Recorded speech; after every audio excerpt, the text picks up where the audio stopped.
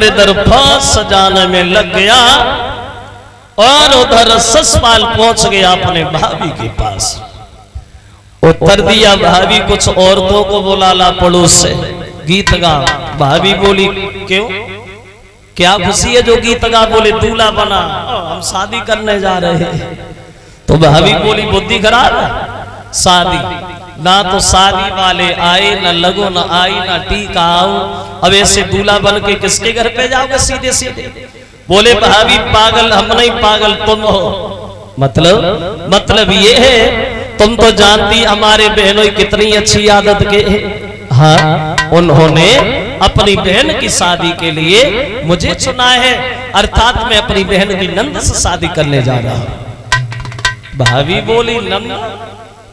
अरे क्या कह रहे हो? वो तो तुम्हारी पूजनी के देवी है, देवी।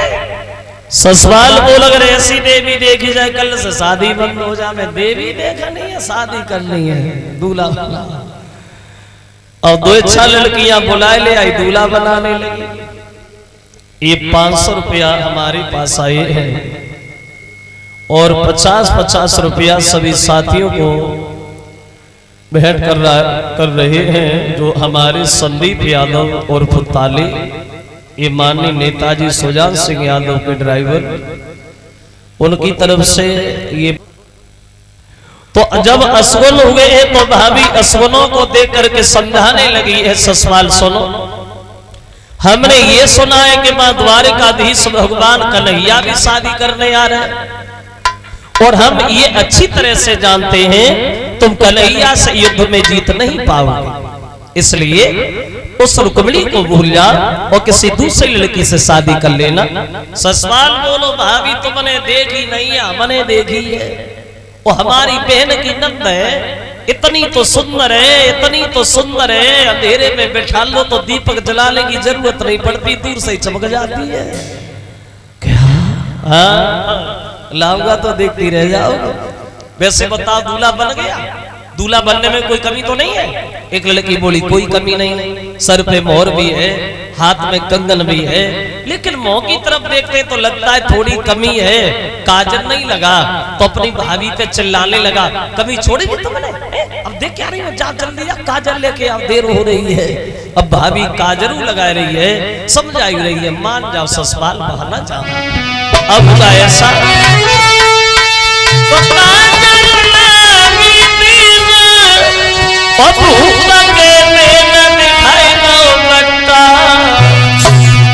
कचौठारी गाई रही करे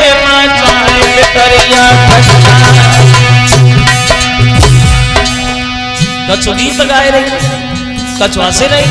तो भाभी बोली जो धरे देव मोर उतार रही, उच्चार धरो नय कट्टा, बाकोई दूलाय कनारे पर गोरट्टा, कोई बुलाए कनारे पर गोरट्टा, इसलिए ना मिले मांगी प्यारी है, जननी शान तुम्हारी है।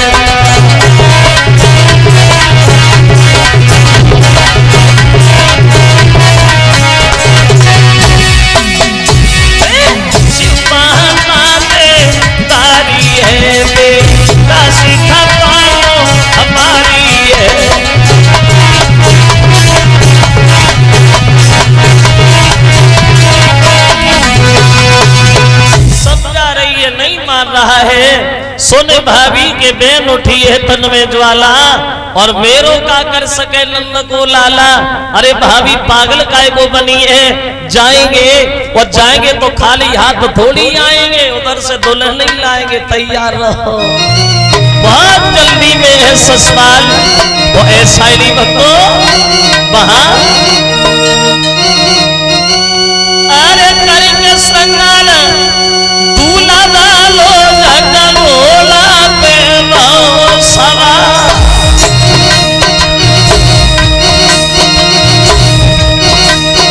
और जैसे कदम धर आगे सब कछी कतला को खाई।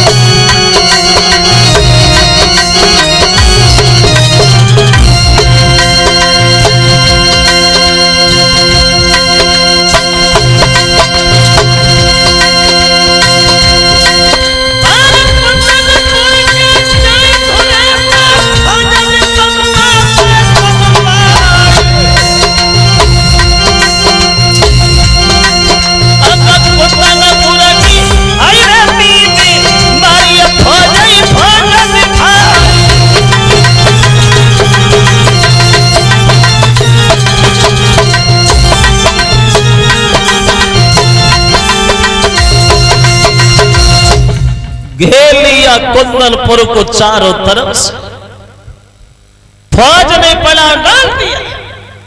और जब भीष्म को खबर मिली है कि ससुराल आ गया है बारात लेकर के, तो आंगन में बैठ करके रोने लगे। इस कमी ने ऐसा तमाचा समाज में दिया जो मुंह दिखाने के लायक ही नहीं रहा।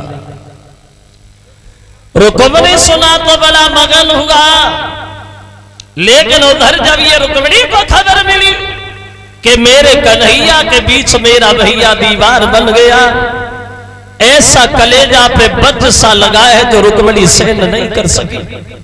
पछाड़ खा के जमीन पे गिर गई। ये क्या होगा घनश्याम, मैंने तो हमेशा से तुम्हें अपना पति माना है मुरलीधर, मैंने हमेशा से तुम्हारी पूजा की है, लेकिन मेरा भैया हम दोनों के बीच में दीवार बन गया है, मर जाऊंगी लेकिन ससुराल के साथ रह के नहीं जाऊंगा। और रोने लगी और बोली कि तीनन हितकारी श्याम कन्हैया तुम कहाँ पे देर लगाई।